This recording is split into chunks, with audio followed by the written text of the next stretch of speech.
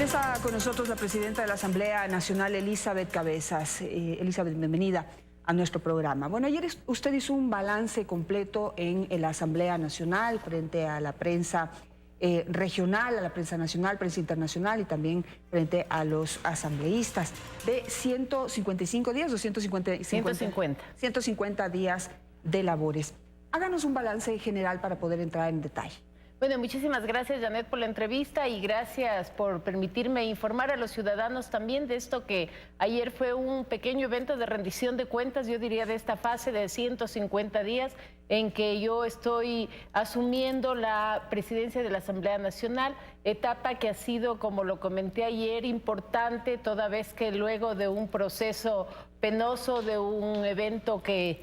terminó con la cesación del presidente de la Asamblea anterior, hemos tenido que dar un rumbo distinto a la Asamblea. Ese es el mensaje fundamental de la tarea que nosotros nos hemos impuesto, un mensaje sobre todo que venga basado en el trabajo, en una acción planificada. Presentamos el 24 de abril una agenda legislativa consensuada con las bancadas,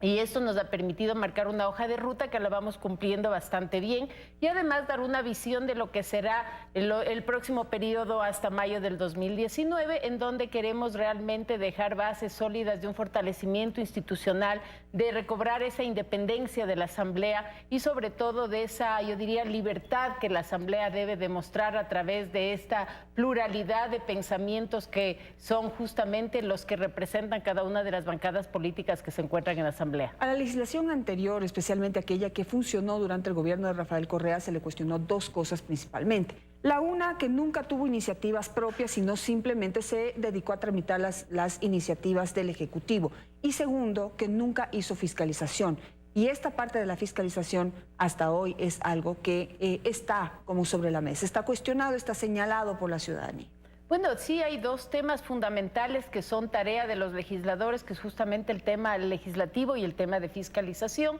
En el ámbito de legislatura nosotros habíamos presentado resultados contundentes, tenemos 11 importantes leyes que benefician a los ciudadanos en distintos ámbitos, tanto en el tema de empleo, en el tema de beneficios para los adultos mayores, pero también hay un tema que representa mucho esta, yo diría, independencia y esta libertad que tienen los asambleístas de presentar iniciativas, que pasa por un tema que también ha sido cuestionado, pero que también hay que verle, yo digo, desde el lado positivo, que son las resoluciones que permanentemente se presentan como iniciativas de asambleístas y que, además de que alteran a veces el orden del día, da cuenta de que hay temas importantes que ellos los ponen sobre el tapete para tomar distintas resoluciones y que ayudan también a evidenciar problemas de coyuntura que a veces pasan desapercibidos, sobre los cuales la Asamblea ya toma posición y toma una, yo diría, una base para actuar a futuro.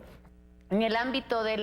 y justamente para terminar la idea del tema de resoluciones, durante estos 150 días han habido 69 iniciativas de resoluciones que vienen de parte de las distintas bancadas y que las hemos ido procesando en cada una de las distintas reuniones de pleno a las que hemos convocado. Por el lado de fiscalización, que es el cuestionamiento que usted plantea y que muchos ciudadanos todavía ven como una deuda para el país, nosotros sí pensamos que efectivamente esta tarea debió haberse realizado tal vez de manera más periódica, muchísimo más constante en el periodo pasado, pero bueno, ahora que nosotros hemos asumido la Asamblea Nacional estamos dispuestos y hemos dado claras muestras de que así es, justamente impulsando algunos juicios políticos, pero el tema del control político, yo lo comenté también, no pasa solamente por los juicios políticos. Definitivamente el control político y la fiscalización de los asambleístas pasan por un tema de convocatorias de ministros y de funcionarios públicos de manera permanente a las distintas comisiones e incluso al Pleno de la Asamblea Nacional, pasa por el requerimiento de información que se hace a las distintas instituciones y a los distintos órganos del Poder Ejecutivo. Y obviamente también pasa por el tema que tiene siempre más visibilidad, que son los juicios políticos, en donde hemos hecho 3 juicios políticos que llegaron, yo diría, a feliz término, y 2 que tuvimos pues un resultado fallido, cuando tuvimos lastimosamente o cuando no tuvimos el consenso o la votación conjunta de los miembros de la Comisión de Fiscalización. En ese sentido, y para poder mejorar mucho más la tarea de la Asamblea Nacional, en algún momento se planteó, y no sé si es que se está todavía sobre la mesa, el hecho de que hay algunas comisiones que hay que balancearlas mejor. Digamos, están integradas por asambleístas de Alianza País o ex miembros de Alianza País también, miembros de la oposición, que no logran de alguna manera equilibrar las fuerzas para poder dar paso a leyes o procesos de fiscalización o de juicio político que el país requiere y necesita para poder seguir avanzando, sobre todo en la lucha anticorrupción. Por ejemplo, la presidenta de la Comisión de Fiscalización no puede estar más cuestionada. Ya se ha planteado la posibilidad de que sea cambiada. ¿Es posible eso o no? Esa y otras comisiones. A ver, fundamentalmente en el caso de la Comisión de Fiscalización, que creo que es la que por su tarea es la más visible, además, debo comentarle que hemos conversado con los miembros de la Comisión de Fiscalización y con los miembros de las bancadas. Hay un planteamiento concreto de una de las bancadas que es proceder a una renovación total de esta comisión, pero legalmente la ley orgánica de la función legislativa solo permite renovación de autoridades, tanto en la Asamblea cuanto en las comisiones, una vez que termine este primer periodo que concluiría en mayo del 2019. No existe base legal para hacer una reforma y una renovación en este momento en cada comisión, y por eso algunos problemas que hemos tenido puntualmente en comisiones como la de Relaciones Internacionales, por ejemplo,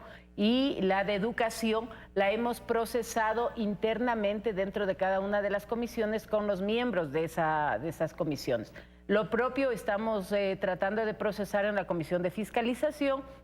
Y una vez que regresemos de la vacancia legislativa, vamos a tomar ciertas decisiones respecto a la conformación de la comisión, toda vez de que están pendientes de envío a la comisión 2 juicios políticos que el CAL aprobó la semana pasada, que tienen relación con el ex ministro de Finanzas y el ex ministro también de Agricultura, porque renunció hace unos días. Eso es. Entonces, Augusto de la Torre y Carlos de la Torre y Rubén Flores.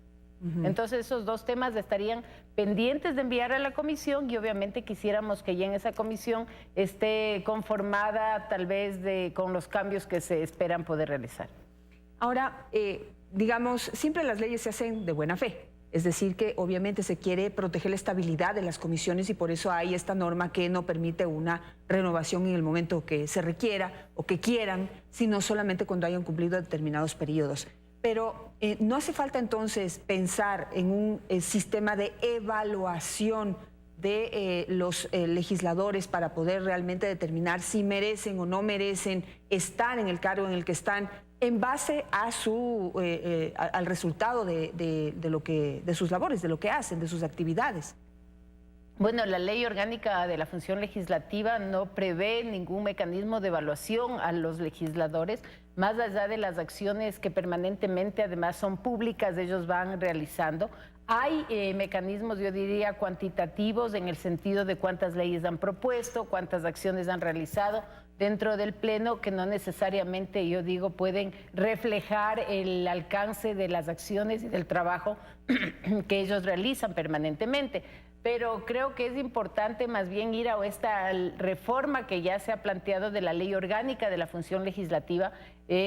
para ver de una manera integral los cambios que son necesarios en la Asamblea, y que los hemos ido visibilizando en la medida que ha transcurrido el tiempo por varios vacíos que se presentan. Justamente el caso de la Comisión de Fiscalización,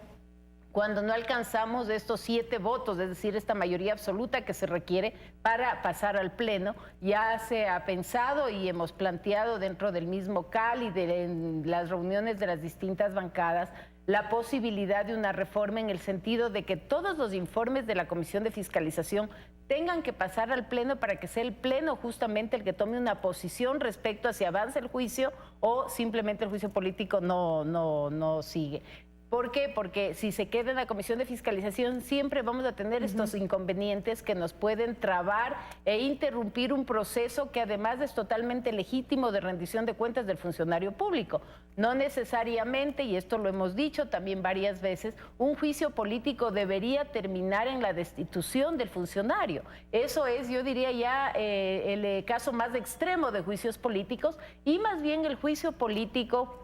tiene que convertirse en esa rendición de cuentas permanente que la ciudadanía exige y que también los asambleístas, como representantes de los ciudadanos, queremos conocer y queremos saber de la gestión que se viene realizando, y podría inclusive frenar oportunamente ciertos temas que luego derivan en estos casos de corrupción que ya se conocen cuando son escandalosos y cuando ya son realmente en los ámbitos más bien judiciales, más que en estos ámbitos preventivos del análisis de la fiscalización. Señora Presidenta, en esto de los juicios políticos, digamos lo que desde la ciudadanía, yo diría que se espera, interpretando lo que quisiera la ciudadanía, es que si llega a juicio político un ministro es porque realmente está cuestionada su labor. Pero el momento que está en el juicio político, lo que queremos o lo que se quisiera que se termine es el show. Es decir, de determinados asambleístas que se lucen, digamos, en la interpelación, ganan espacio político, que puede ser legítimo, pero que utilizan esto como un escalón para poder crecer políticamente. Lo que se requiere es que haya un juicio político serio, en donde realmente se ponga sobre la mesa y se evalúe, digamos, seriamente el papel de ese ministro en torno, por ejemplo, a la lucha anticorrupción o en torno a los avances de determinadas áreas de acuerdo a los compromisos que haya asumido. Si no ha cumplido con sus labores, pues se tiene que ir. Bueno, efectivamente, creo que usted ha dado una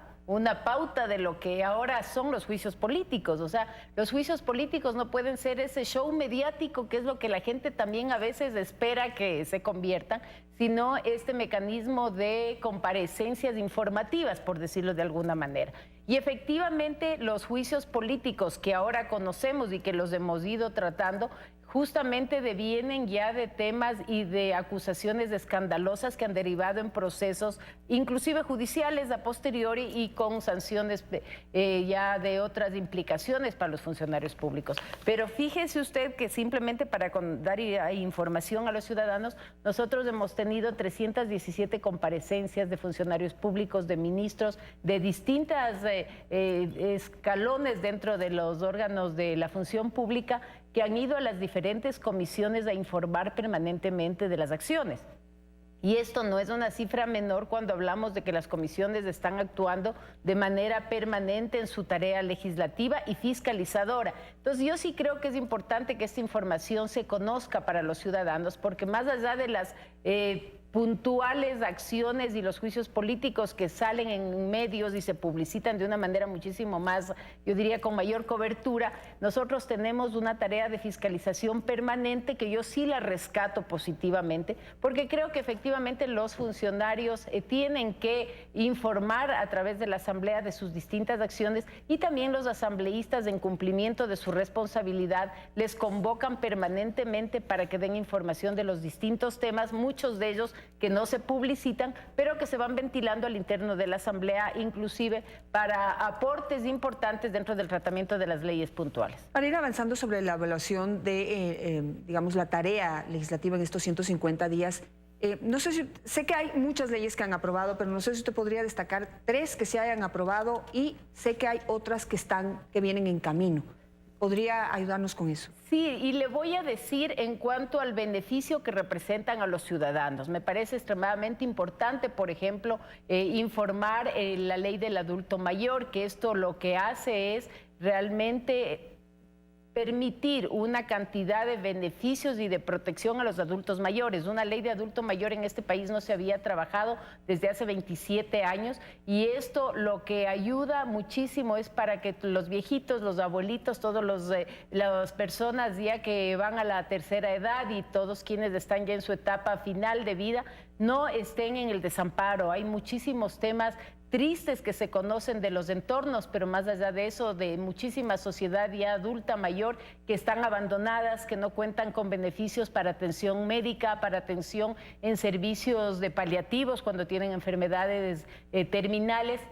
Y realmente esta ley lo que nos permite es garantizar esos servicios de protección hasta el último día de vida de los ciudadanos. Esto además muy de la mano del plan Toda una Vida que el mismo presidente había planteado, y nosotros como Asamblea lo que debemos hacer es justamente que esos beneficios y ese alcance de acciones importantes de protección y de ayuda para los ciudadanos sean justamente obtenidas a través de las leyes que nosotros estamos aprobando. Esa es una que me parece muy relevante en el ámbito social. Tenemos otras importantes en otros ámbitos, como fueron, por ejemplo, el tema de la eliminación de la ley de plusvalía, que vino como un mandato el 4 de febrero y que justamente por cifras dadas del día de ayer por parte de algunos miembros del sistema financiero, dan cuenta de una reactivación del sector de la construcción, lo cual implica mayores fuentes de trabajo, generación de empleo, reactivación económica, recursos para los distintos sectores de la economía, y esto es, yo diría, la aspiración más importante que este rato tienen los ecuatorianos. Entonces, trabajar en ese tipo de leyes para nosotros es muy importante y sobre todo dar a conocer cuáles son los beneficios que detrás de la ley existen y que la Asamblea está preocupada de llevarlos adelante justamente a través de estos temas. Y leyes que vienen a continuación. Bueno, varias importantes también. Mire que el día de ayer aprobamos la ley de optimización de trámites, por ejemplo, que esto se traduce en reducir tramitología de los distintos espacios del sector público, que esto también ha sido muy demandado por los ciudadanos, que en un trámite ya no le pidan 10 veces la copia de la misma cédula, sino que existan ciertos documentos que estén en línea y que sean obtenidos directamente por las instituciones que así lo requieran. Y también el día de ayer se aprobó la ley justamente para combatir el tema de la corrupción, en donde se mejoran muchísimos procedimientos, se establecen algunas reglas, se fortalecen justamente los temas del comiso y decomiso de bienes, que eran temas bastante cuestionados hace algunos días. Con esto estamos fortaleciendo mecanismos de control, de seguimiento y ya de sanción dentro de procesos y de prevención también, para evitar que muchísimas personas que han evadido la justicia, que han salido fuera del país, puedan usar esos bienes y disponerse de ellos hasta que haya concluido los procesos judiciales, lo cual es bastante complejo. Ahora, en ese sentido de la corrupción, lo que reclama la ciudadanía y lo que se reclama desde distintos sectores sociales es que sí, está bien que se creen leyes para combatir la corrupción, para prevenir la corrupción, para castigar a los corruptos, pero lo que se quiere es que devuelvan el dinero. Necesitamos herramientas que necesita, por ejemplo, la UAF, para poder rastrear el dinero que se robaron los corruptos y no que pues terminen pagando 5, 6, 7, 8 años de cárcel y después salgan a disfrutar todo lo que se robaron. Bueno, Janet, yo me he hecho eco justamente de esa demanda ciudadana. Yo presenté ya hace 3 semanas una ley de recuperación de capitales, una ley que justamente lo que hace es recoger ese sentimiento de impotencia de parte de los ciudadanos, que lo que queremos es que ese dinero regrese en beneficio justamente de las obras públicas, de las casas de los ciudadanos que no se han podido construir por el desvío de estos recursos, de la atención en servicios básicos, agua, alcantarillado, de muchísimas ciudades que no cuentan con estos servicios. Y esta ley ya está en la Comisión justamente de Participación Ciudadana. Es un mecanismo de fortalecimiento de la acción desde la ciudadanía, de la convocatoria a empresas especializadas que hacen este servicio de seguimiento de capitales, para que a través de ellos se pueda localizar los recursos, traerlos al país y en algo resarcir, porque seguramente no es la ley perfecta, pero estamos seguros de además que ha abierto un debate importantísimo sobre un tema que todavía era solo un discurso. Yo lo he puesto ya en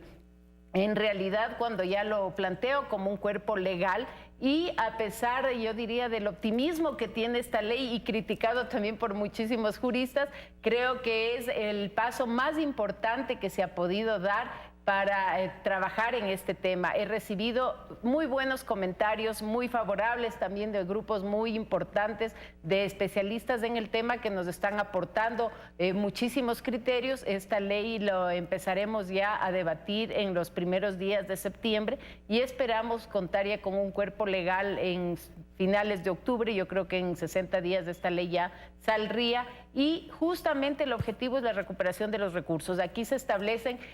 bonos y bonificaciones para quienes puedan informar sobre la posesión de ciertos capitales en otros países, y sobre todo un trabajo desde la ciudadanía para la localización de estos fondos y el trabajo que es importante para la recuperación de los mismos. Por último, simplemente quisiera su opinión sobre lo que ocurrió ayer con la comisión, en la comisión ocasional que está analizando el caso Gabela, porque eso también finalmente va a ser evaluado por la ciudadanía, lo que se logre y la reacción, actuación de los legisladores frente a temas tan importantes, tan polémicos y sobre los que se espera respuestas efectivas. Y ayer compareció el expresidente Rafael Correa ante esta comisión, pero como dijo la señora viuda de Gabela, parece que también se contagió de esta amnesia selectiva, de la que también está contagiado el hoy asambleísta José Serrano, la ex ministra Ledy Zúñiga y otros que han pasado a declarar en ese caso. Ayer también dijo que no sabe nada, que no se acuerda de nada, que yo no fui, de mis manos ya pasó. ¿Qué espera usted de ese proceso en nombre de la Asamblea Nacional? Bueno, el hecho de haber conformado una comisión especial que está dedicado a este tema da cuenta de la decisión que como Asamblea y como presidenta de la Asamblea hemos asumido sobre un tema tan delicado y triste que es el fallecimiento del general Gabela. Ayer también compareció el perito Mesa a través de una videoconferencia y él ha dicho con claridad de que existió un tercer informe, de que lo puede reconstruir y la decisión desde la Asamblea es justamente la reconstrucción de ese documento que va a dar pistas clarísimas, incluso él adelantó algo ayer en su comparecencia referente a la develación de nombres que él recuerda que se establecieron en ese informe y eso obviamente creo que aclara y allana el camino para el esclarecimiento de este tema. Si es que efectivamente ese tercer informe, como es nuestra decisión, se puede reconstruir y lo tenemos en nuestras manos, va a ayudar muchísimo y estamos seguros y así es la actuación que nosotros queremos mantener, que se esclarezca este tema y se conozca realmente quiénes fueron los involucrados en este caso. Con eso me quedo. Muchísimas gracias a la Gracias a presidenta usted, de la Asamblea Nacional, Elizabeth Cabeza.